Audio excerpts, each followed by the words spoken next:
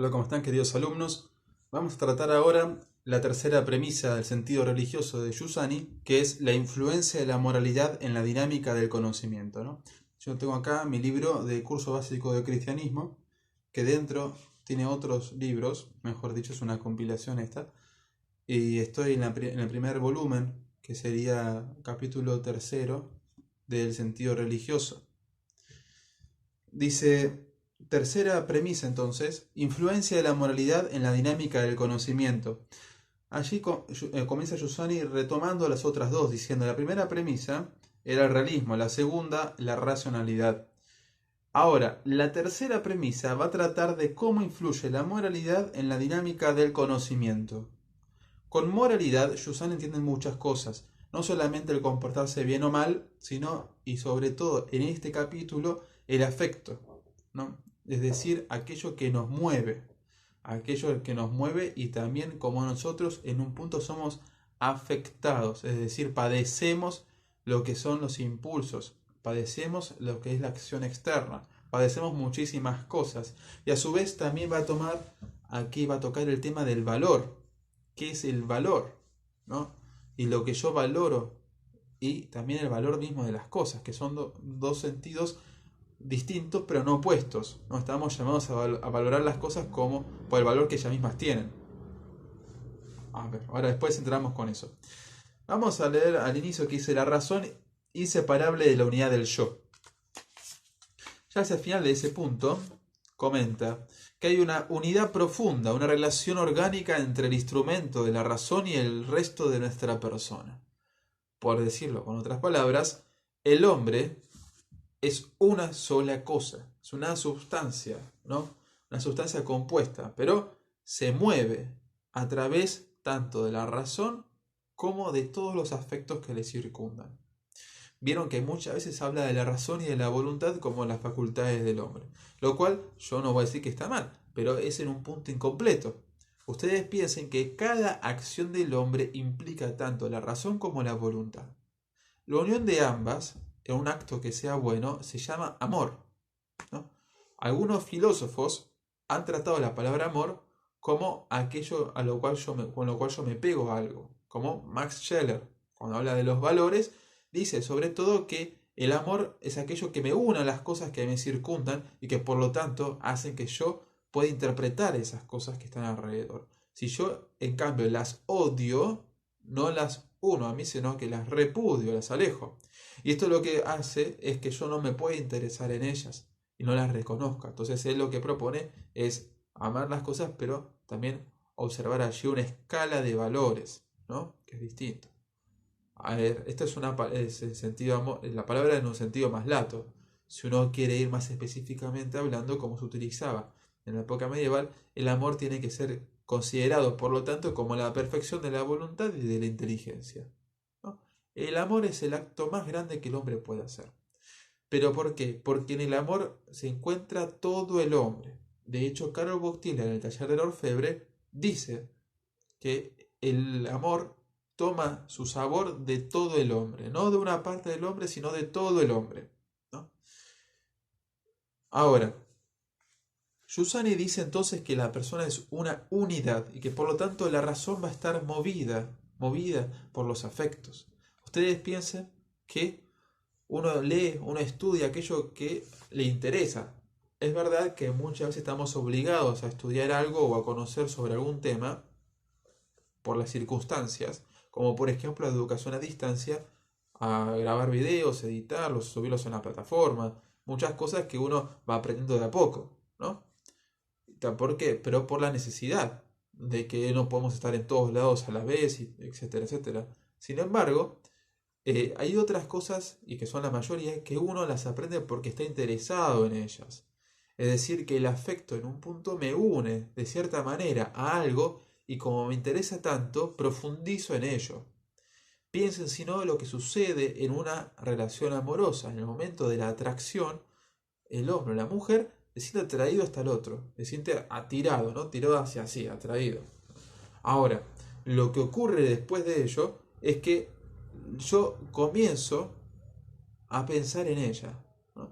Y de esta manera vemos que la razón está movida por el afecto, porque el afecto en un punto propone a la razón aquello sobre lo cual pensar, de un modo atrayente.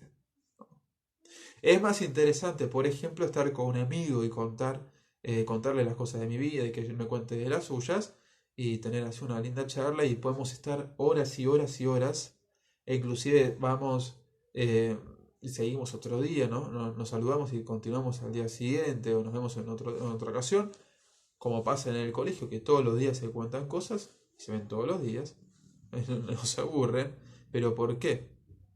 Porque me interesa. Si en cambio ven al profesor de matemática, profesor de historia, me ven a mí todos los días, todo el tiempo, hablando sobre temas que quizás a alguno no le interese, ¿qué va a provocar en esa persona? Tedio, agobio, y va a querer que se vaya. Va a tener que escucharlo porque es el profesor, pero no lo va a querer soportar mucho. Y pasa en todos lados, siempre hay cosas que nos gustan y cosas que no. A quien le interesa mucho, por ejemplo, la matemática, tiende a estudiar por su cuenta. ¿Pero por qué? Porque quiere ser el preferido del profesor o... No, en realidad porque le interesa. ¿Qué? ¿Porque quiere aprobar la materia? No, porque le interesa. ¿No? Aquí vemos cómo el afecto mueve la razón. El hombre tiene la capacidad para aprender todo. Lo que pasa es que el hombre aprende lo que quiere. ¿No? Lo que quiere. Es decir, que hay una cierta afectividad que motiva al hombre a aprender sobre algo. Es así como Giussani lo comprende. Comprende que el hombre no hay que verlo como, mira, esto es lo más importante, pensalo y quédate solamente en esto. Sino que el hombre hay que observarlo a partir de aquello que la tira, aquello que lo motiva también, desde adentro. ¿No? Que lo motiva y que lo hace salir. Por ejemplo, para llegar a Dios hay millones de caminos. También hay millones de formas de ser amigo de Cristo, es decir, vivir en gracia. ¿Cómo? Y ustedes observan la cantidad de santos que existen. Esto quiere decir que hay una pluralidad de maneras, de caminos de poder vivir la misma santidad. En otras palabras, estamos aquí abiertos a muchas cosas, pero porque cada uno de ellos le importaba más algo. No es que le dijeron vos tenés que ser esto y ya está. Esta persona sintió en su interior el llamado de Dios a hacer algo particular. Y en eso particular se interesó. Estudió o por lo menos pensó en algo específico sobre ese tema para poder hacerlo de la mejor manera. Y fue en un punto innovador, ¿no? Porque presentó su propia vida como innovación. Es un tema aparte, después lo vamos a ver más adelante, pero aquí para que observe que uno estudia o en realidad se interesa más por las cosas cuando esas cosas le atraen. ¿Y qué es la atracción? Que es un tema que no toca Giussani directamente, pero evidentemente lo tiene en su cabeza. ¿Qué es la atracción? Aquí vamos a ver frases como el valor que aparecen en el libro. Pero la atracción es una capacidad que tiene un objeto, ¿no? De atirar mi afecto. O podemos decir también algo tan perfecto que veo en otro lado que queda dentro de mi inconsciente, queda dentro, mejor dicho, de mi memoria. Y queda grabado, y yo lo recuerdo y lo recuerdo. ¿Por qué? Porque me atrae cierta perfección que observo y que yo no poseo. ¿No? Cuando uno se enamora, observa en ella una perfección que yo no poseo, me parece tan grande y quiero estar con ella. Y no la puedo poseer como una cosa. No es una comida que es un buen plato de ravioles, por ejemplo, que qué buen olor, qué bueno, qué rico que parece, me lo como y pasa a estar dentro de mí. En este caso no se puede hacer eso, ¿no? Lo que sucede allí es que yo quiero estar mucho tiempo con esa persona, porque me atrae, ¿no? Es esta la atracción entonces que mueve el corazón y mueve, como vemos en este capítulo, mueve la inteligencia y la mueve a interesarse en ella. Hay, sin lugar a dudas, un deseo natural en el hombre de perdurar, de ser inmortal, si ustedes quieren, ¿no? De vivir más allá de la vida esta que estamos teniendo ahora. Hay un deseo en el hombre de perfección, de ser lo mejor, de ser el mejor, por ejemplo, en algo, ¿no? De hecho, los chicos cuando juegan a los jueguitos buscan ser el mejor en ese jueguito. o buscan ser muy buenos, o cuando juegan al fútbol, practican mucho, lo que sea, pero buscan siempre la perfección. Eso es algo innato en el hombre. En cualquier cosa en la cual yo me interese, buscaré la perfección siempre. Ténganlo por cierto. Ahora, cuando una persona se enamora, también busca la perfección. No es solamente estar con otra persona, es estar con otra persona y a su vez ser lo mejor para el otro. Ser lo mejor para el otro. Y es ese también el motivo que tengo yo para mejorar, ¿no? O también observar en la otra persona en su perfección qué es aquello que lo hace ser tan perfecto. Y pensarlo y preguntarle sobre su vida y todo lo demás.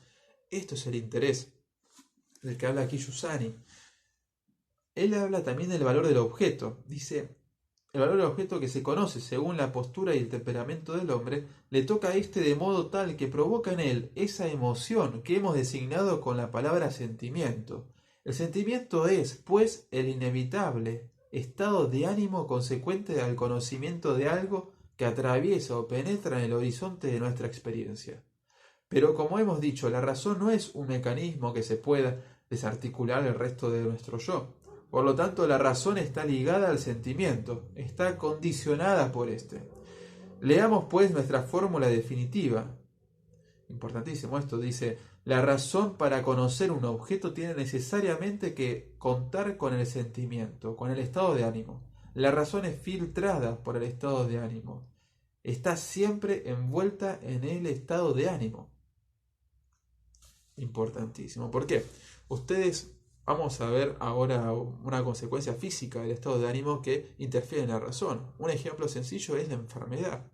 Se siente con una fiebre terrible, están agobiados por la temperatura, sienten frío, sienten calor, se sienten mal en definitiva. ¿Pueden estudiar de igual manera cuando se sienten bien? No. ¿Pero por qué? Yo tengo ganas de estudiar, tengo ganas de conocer sobre este tema. ¿Por qué no puedo ahora? Porque la fiebre, el cuerpo, no te deja, no te lo permite. Y te cambia también el estado de ánimo. Puedes hasta inclusive enojarte.